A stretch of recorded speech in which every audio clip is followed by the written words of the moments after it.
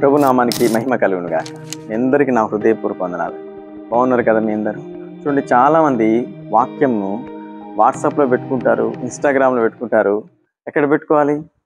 దేవుడు నేను హృదయాన్ని చూస్తూ ఉంటాడు. ఈ వాక్యం నీ హృదయంలో ఉంటే దేవుడు చూసి ఆనందిస్తాడు. వాట్సాప్, ఇన్స్టాగ్రామ్ దేవుడు చూడండి.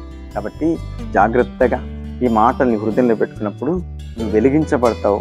అనేకులను వెలిగించే సాధనంగా ప్రభు నిన్ను వాడు. ఈరోజు దేవుడు ఎందుకు అవసరం మనకి?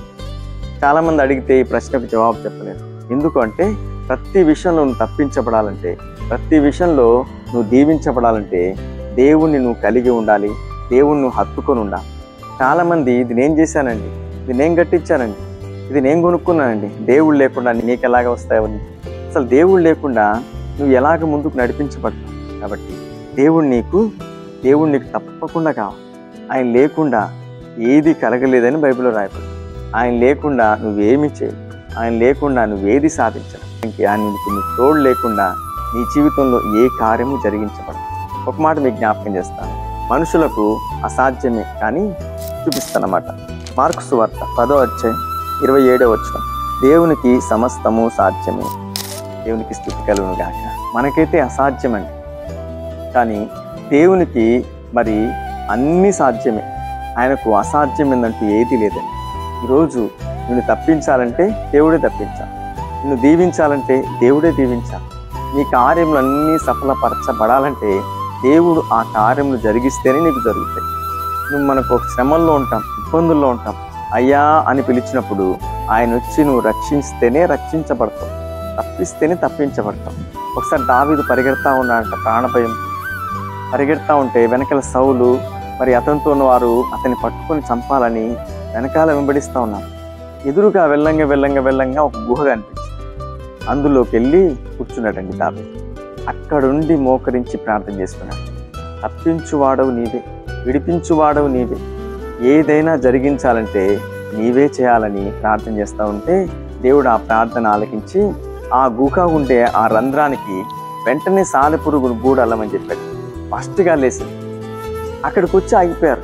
ఒకవేళ అనుకుంటున్నారు సిపాయిలు ఇందులో దాక్కున్నాడేమో, వెళ్ళి చూద్దాం పదా అని ముందుకెళ్తే ఒకడు అన్నాడంట, ఎదురుగా నీ కళ్ళు కనిపించలేదా?